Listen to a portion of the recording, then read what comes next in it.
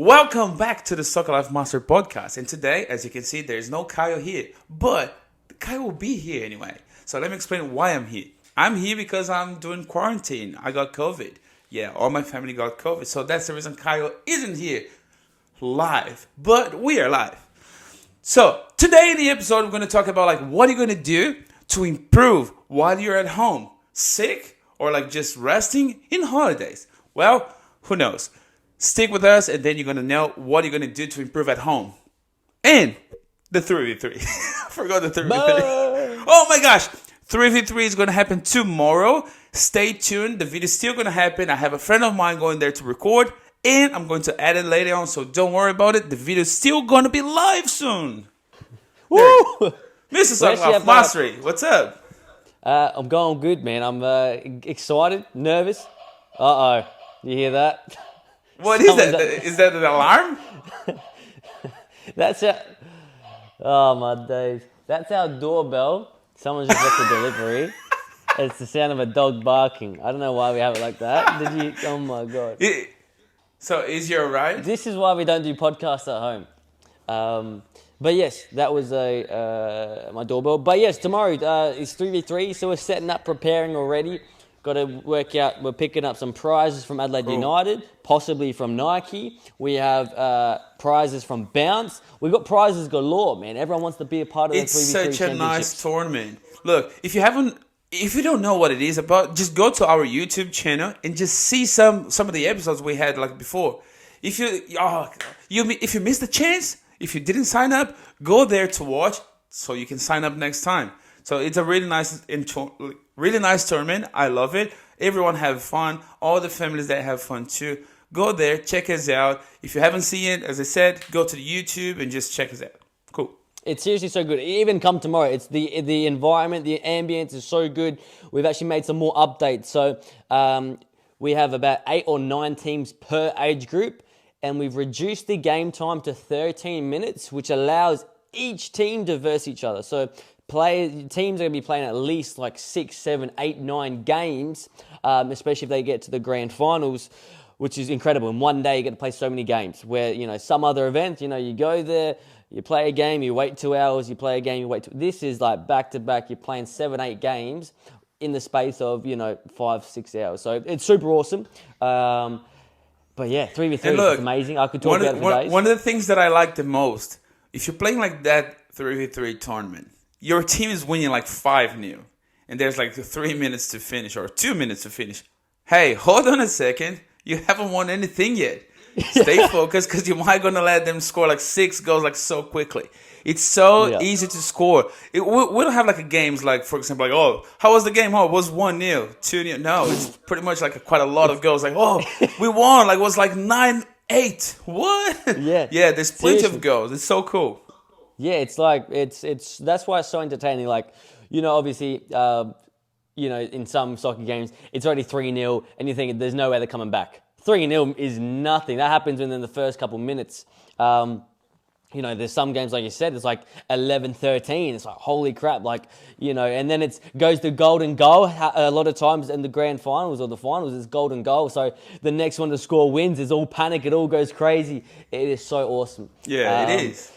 I'm excited One thing I think I never asked you, why did you come up with that idea of doing that sort of tournament? Because it's pretty cool. Everyone loves it. But I think I never asked you.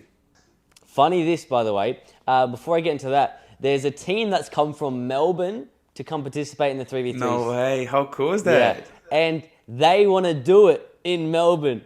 No way. They want to do the 3. Remember, we mentioned about that once. I know. Yeah, let's do the 3v3 Melbourne. We weren't quick enough, Coach Nachos. That is so cool. Shall we go to Melbourne? Hey? Shall we go to Melbourne too? I think we have to, man. Oh my gosh, I'm down for it. I love Melbourne, as you know. The Melbourne people were like, hey, look, same thing. Where'd you hear about it? We've never heard of this. We've never done this before. We want to do it. This is a great idea. This brain's just full of ideas, my friend. I know. That's so cool.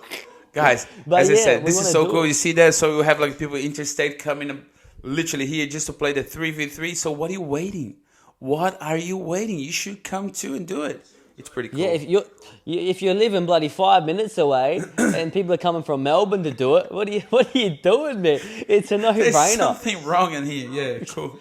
There No, is. I'm pretty excited. But, Can't yeah. wait to see the results. As I said, unfortunately, I won't be there, but I will be there seeing every single spec later on editing. So, yeah. So, let me just talk to you guys about, like, well, as I mentioned, I'm in quarantine. I'm laughing, but, like, I'm pretty much like, bro, seriously. Are you going insane, dude, or what? You're Oh going yeah, crazy I in mentioned there? that to Kyle like early today. So I was talking to him over the phone. I was like, mate, look, I have migraine. I'm coughing. I got fever. I'm not feeling good. Muscle pain, joint pain. But I think I'm having like some delusional stuff.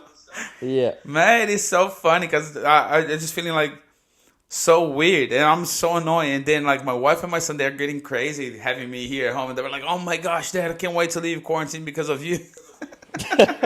But what's worse is, man, you got to go like another 7 days or 6 days or whatever. Yeah, so my son tested positive first. So, and then we were like isolating since Saturday. And then I was feeling the symptoms too. But then I got tested like Sunday, Monday was all negative. I was like, well, never mind. And then Tuesday, I was like, okay, look, I'm not feeling good. I think I'm going to do the test again. So I did, then came positive. I was like, geez, so Natalia, I think you should do it as well. But she was like, but I'm okay. So she did next day. She's positive too. She's still okay. Yeah, really? In case you guys don't know my wife, Kaya knows, we are afraid of her. I like Very COVID. I was thinking, COVID-19. They were not gonna go to Natalia because they're afraid of Natalia too. But no, yeah, it's there. But like, But they- hey, they never I'm got- here, but I'm not manifesting. You cannot have pain at all. I'm just here. Yeah. They're just like, hey, look, I'm sorry I'm here. Like, I won't make you feel sick, you know. Yeah. Natalia, I'm sorry I I'm won't here. bother you. Yeah, I won't bother you. I'm just here, just so you know. Oh, God, Natalia. Yeah, so, and Okay. then I was just telling Kyle, like, a few things that you should do when you're at home. Like, how are you going to do it? How are you going to still improve? Are you still hungry? Like, oh, I wish I could be playing. I wish I could be training. So, yeah, I was telling Kyle, we did that one in a few podcasts before. What should you do when you're at home? And how are you going to improve yourself? Well, I just came up with some ideas which can be really handy for you. And one of them, like as we mentioned, watch some games. If there's some games in the TV, just go there and watch some games. And then just think about a different perspective. If you're a striker, keep looking at the striker, the way they move, what they are doing. Are they helping? Are they composing? Are they in shape? So cool. So just have a look only to the striker, not just the game, like just to watch. You're going to watch, study your position or a different position that you can also play. Okay, so, well, maybe midfield is another good position, like playing as a wing or something. I don't know. You think about it and then keep watching those games. And then you can see, okay, did you see the way they call for the ball? Did you see the way they move? Well, I'm not doing this.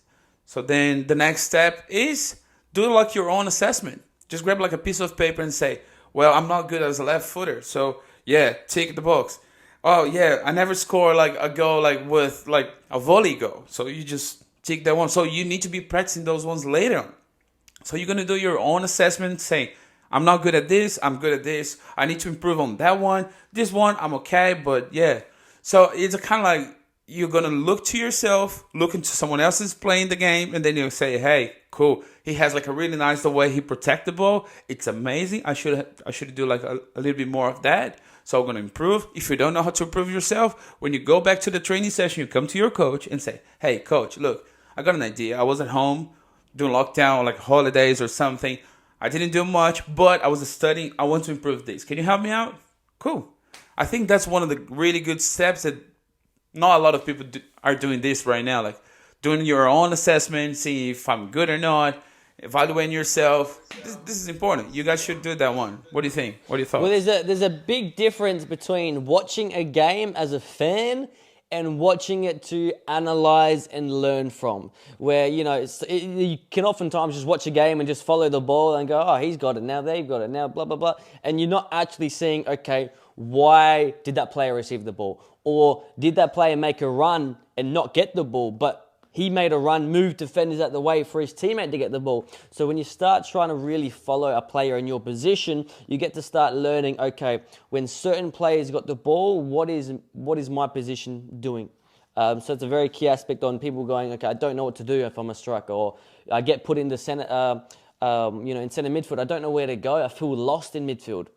Watch the game. Okay, when the right back's got the ball, which run is the midfield making? When the striker's got the ball, how's the midfield supporting? So it's very important. You don't just watch the game as a fan. You watch it as a student, someone who's learning. So that's a great point, Ignacio. No, yeah, because like if you want to literally learn, why don't you just pick up a player that you like it and go there to watch him playing, not the whole team, only him. Because when people pass it to him, you know, like the way they passing, you know what they are doing. So sometimes, okay, I'll go for Real Madrid. Well, just go there and watch like Athletic Bilbao or something like that, like a team that you don't look after that much. So you're gonna analyze the player, not the team, or like what are you looking for. So if you're looking for, okay, I'm gonna play as a goalkeeper. Well, let me just look to any goalkeeper, or just choose one that you like the most and go there to watch on him. Of course, if you play as a goalkeeper, there's less highlights or like position for you to see it, because like unfortunately it's on the edges. So only when they're attacking, then you can see it. If your team have like a really nice defenders, go watch the opposite goalkeeper then. If you see one team, okay, I'm here to watch that goalkeeper, but then the defense system is really good, but the other one is like just saving a lot. Well, just start looking to the other one then. What I loved as well, like obviously in quarantine where you can't be going out, is not only watching games, but watching like documentaries, watching if it's about a player that you like. So I've watched like a Douglas Costa one, the Neymar one, but there's also even the Manchester City documentary when it's about the club, about the team, about the downfalls and the ups. That can be so motivating, inspiring, but also an understanding of what it's like, or what's their life actually like, and what do they do, why are they getting success or not getting success. Those documentaries, whether you're watching it or even reading books, can give you a massive insight on what it took for them to get to their level and what happens at their level, and what to expect when you get to that level, so it can prepare you. Yes, because we are literally talking about experience as well. So if you're talking about the player that knows what he's doing and he's going to share with you, like, hey guys, so I normally go to my training session, I do this, I do that. Well, so you're going to literally listen and you can apply to yourself. Easy like that. So sometimes watching documentaries and stuff like that can make you have like a different perspective of the training session or what this really good player just came through. So because sometimes you're going through the same thing and then you're not motivated. And then you hear like, think about like a Benzema, like number 9 of Real Madrid. He's literally scoring like every single match now. But I remember like back in those days when he was like, oh damn, every time the ball comes to him, he always missed the goals and blah, blah, blah. Well, he's in good shape now and everyone's talking about him.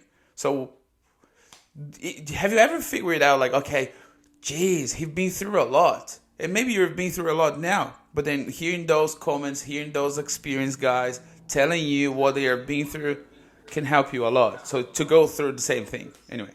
Yes, because obviously if you can see someone else who's gone through, strife or setbacks or, bad periods of their football career, and then you see him later on having success, then you know in yourself, hey, look, it's possible to go through bad things and come out better on the other end. And that goes for football, that goes for mental health, that goes for everything.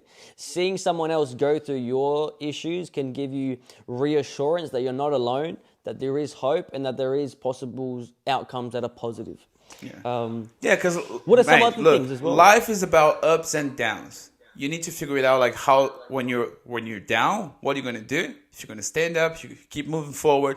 When you're up, if you're gonna be humble, you're gonna be there. You're gonna keep pushing yourself all the time to keep the same pace. So yeah, ups and downs. That's life. So deal with that and improve. What are some other things players can do at home when they're stuck in isolation? Maybe if they're sick or not sick. Yeah, if you're feeling good, if you have like, oh, well, I'm feeling good, I'm just in isolation, so, well, just grab some chairs, grab a ball. Don't run with the ball, but you can just master in the ball, like just dribble the chair, just dribble your wife, your kid, your son, your sister, your brother, whatever. Just try to keep controlling the ball. And then if you're not familiar with the left foot, well, use only the left foot, so you don't need to run. But every time you go to a place, you keep like touching the ball with the left foot, well, can improve you. Or the right foot, doesn't matter. I'm just saying. Never. If you're feeling good, if you feel like, well, hey, I'm just in quarantine, but I'm good. Well, there's so many things you can still do it. If you haven't watched like some of the tips and tricks we did some tips and tricks using here at home. Things that you can do like inside, like rollovers and like literally, there's plenty of things that you can do. We can also just come up with some like new tips and tricks Tuesday from like what to do inside of your place. So we can definitely like you said, we've done a couple tips and tricks on stuff you can do at home. We've even done a podcast episode at the very beginning of the isolation COVID stuff. It feels like it's been forever. But you know, there is no better motivation. So practice juggling in your bedroom or in your house. There's no better motivation than knowing if I screw up and I break something in the house, Mum is gonna kill me. So cool. Natalia's gonna kill you. Yeah, I was about to say that. Yeah, definitely. So juggling at home, whether it's inside. Can I report? She broke my finger. That one right here. I'm not gonna tell how. Okay, but yeah, she did. Please, someone call 000. Help me out. I'm not in isolation. I'm just stuck. Even I'm sweating, man. I'm sweating here now. That's good.